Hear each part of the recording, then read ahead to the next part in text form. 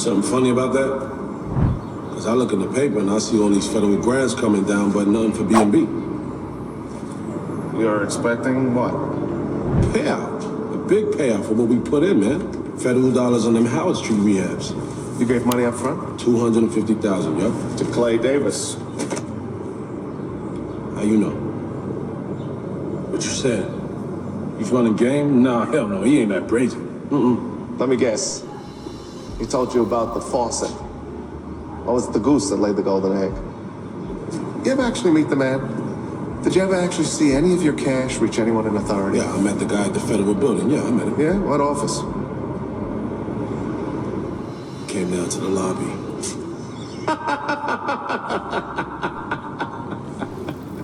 He rain made you. A guy says if you pay him, he can make it rain. You pay him. If and when it rains, he takes the credit. If and when it doesn't, he finds reasons for you to pay him more. Clay Davis rain made you. No, man, he got them building permits in no time at all, man. I mean, he bribing these motherfuckers. He got the city contractors' money back. How much? $35,000 so far. $250,000 you gave him. For bribing the motherfuckers. There are no bribes. You really think a state senator is going to risk his salary and his position by walking into a federal office with a briefcase full of drug money? I seen Chunky Coach. Chunky Coach gets his grant money same way everyone does. He fills out applications, he makes sure the plans meet spec, then he prays like hell. This is an old game in this town. And Clay Davis, that Gonif was born with his head in someone's pocket. Just wish you'd have run it by me sooner.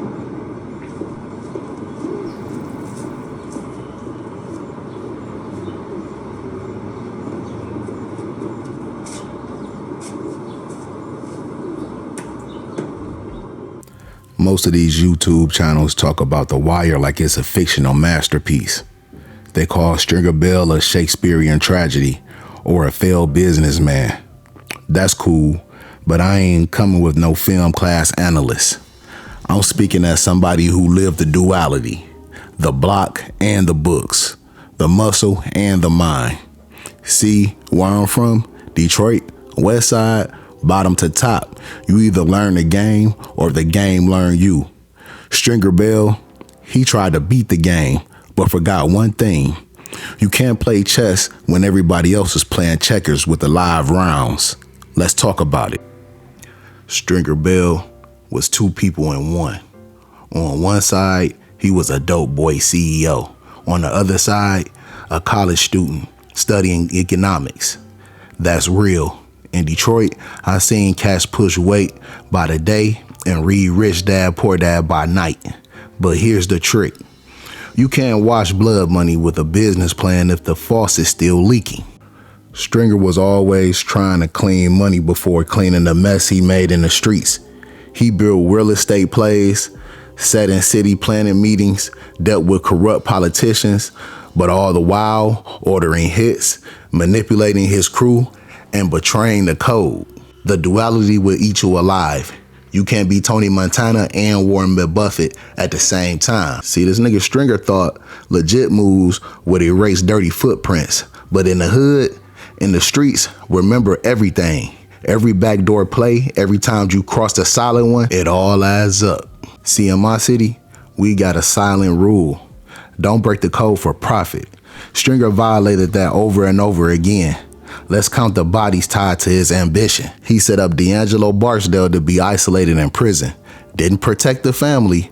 That's family. He lied to Avon, manipulated him into a war with Brother Mouzon. Not Marlowe. That's disloyalty. He pulled Wallace out of the game, told him to chill, then okayed his murder. That's betrayal. That's 3 violations in the streets. You lucky to survive 1. He put his faith in politicians and developers who never really saw him as an equal. And he did all that while burning bridges with the only people who ever had his back. Hey, yo, that's straight suicide in these streets. You gotta pick a side, stand on business or stand on loyalty. He tried to stand on both, and he got caught in the middle. Here's where Stringer truly fucked up at. He thought intelligence could protect him from consequences. He thought ambitious could rewrite reality. He thought money could buy him immunity from these street justice. But this ain't Monopoly, nigga. This is Baltimore. This is Detroit.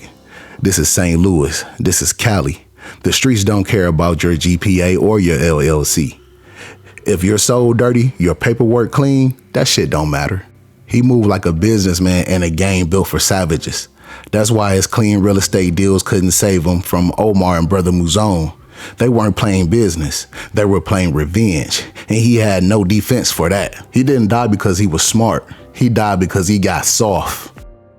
But I gotta be one looking out for this shit and that shit, checking up on this, making sure this shit is done.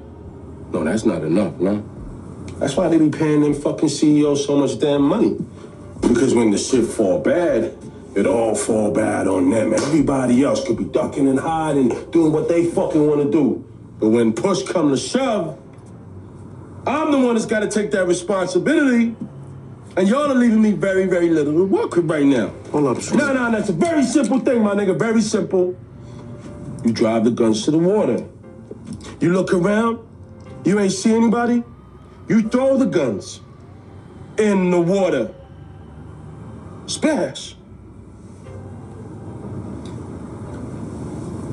Now get the fuck out of here, man. Not soft like weak, but soft like arrogant. He thought he was above the war.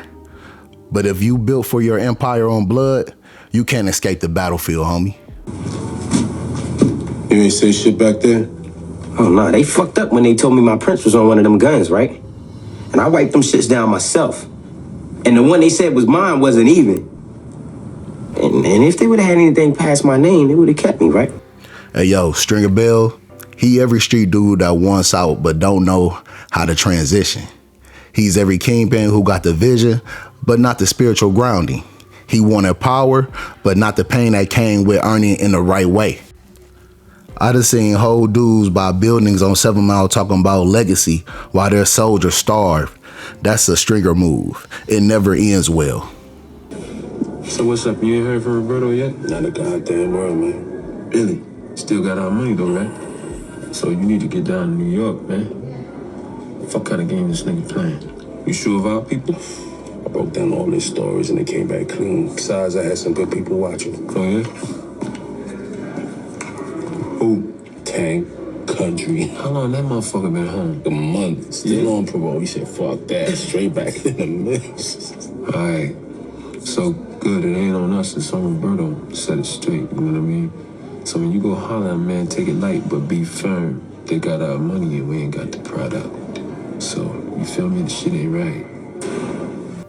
But I also know guys who flip their hustle into community gardens, mentorship programs, youth centers, and they never sold they soul to do it. This, I'm afraid, was in Monday's papers. Oh.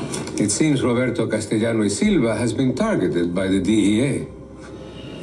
That's why we didn't do the business, huh? Right now, Roberto and his people aren't going to be getting involved in anything that could further complicate the situation. Well, you know, usually when you take a fall, you get right back in there because you know nobody's watching, right? Sometimes. And sometimes you wonder how it is you got caught in the first place, and you decide to change the pattern. He took our money? Your advance payment arrived as our problem did, and I'm told the money is on the way back to Baltimore. You know, I get the feeling that you're blaming us for Roberto's predicament. Perhaps your problems in Baltimore and my client's problems here are coincidental. But right now... Listen to me.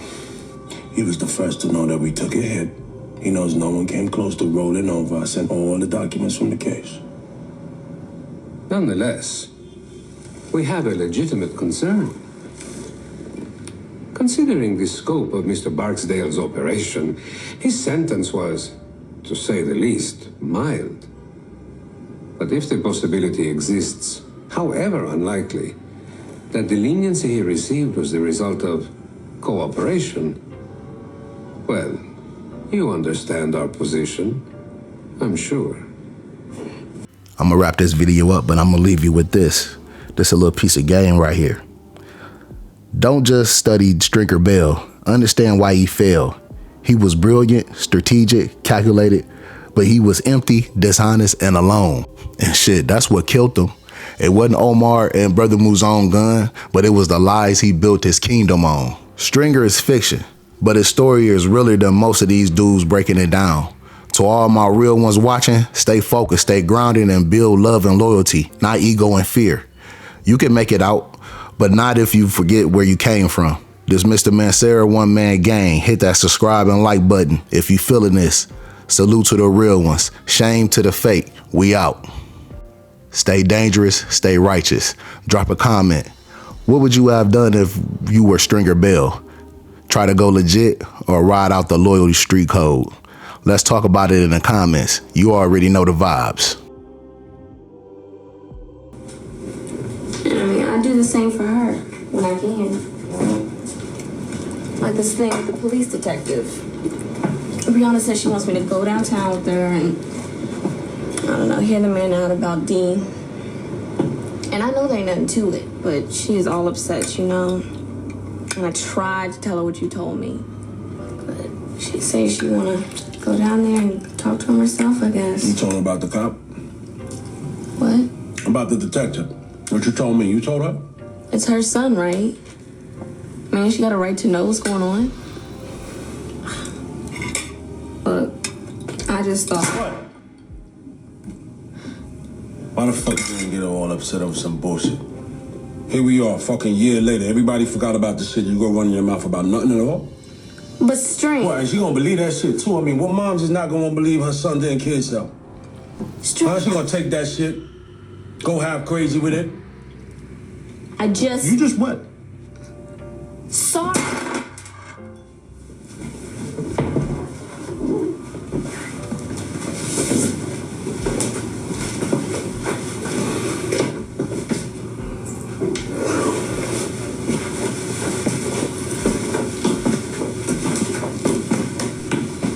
You tell her that? About a week ago, I guess. When she gonna go see the cop? I think she's gonna talk to a lawyer first, ask him how to play it. Who, Levy? I guess whoever. The lawyer. Levy? I guess. Oh, you didn't ask that?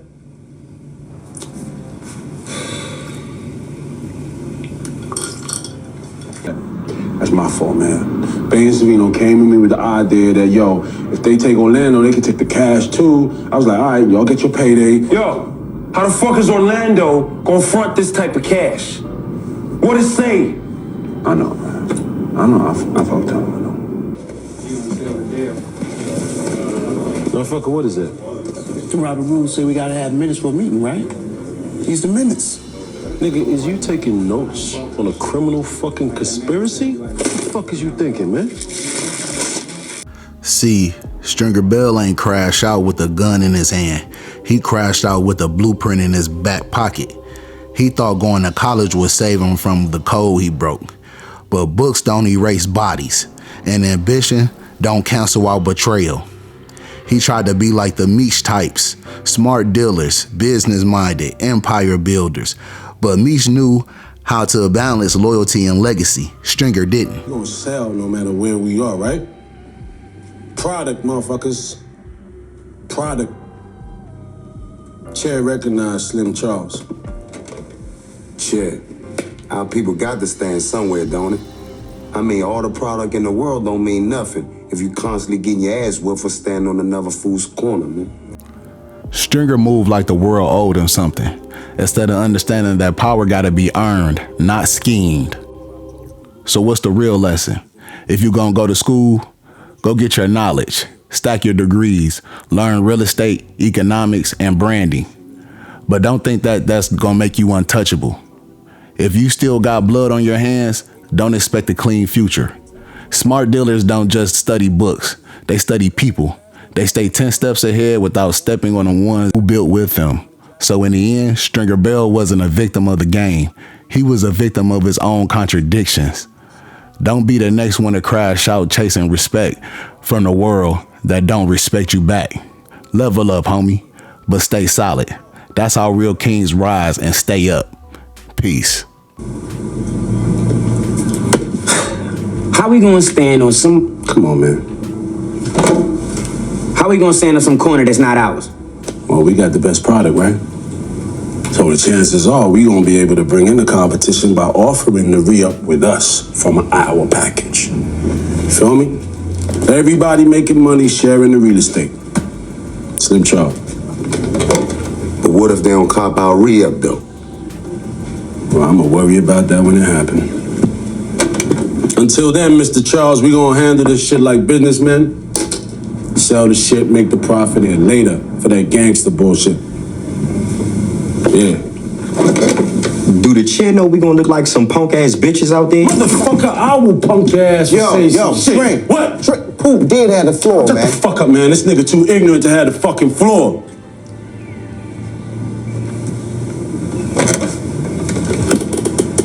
Y'all niggas need to start looking at the world in a new fucking light. Start thinking about this shit like some grown fucking men. Not some niggas off the fucking corner, you heard me?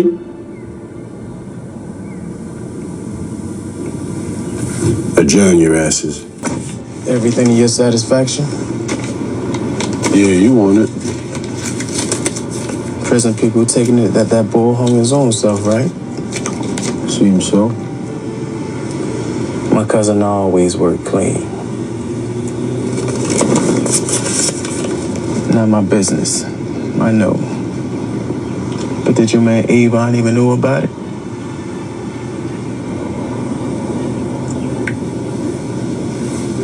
You on your own here, huh? You're right. It ain't none of your business. And if I were you, I wouldn't want a word of this mess up in Avon's ear.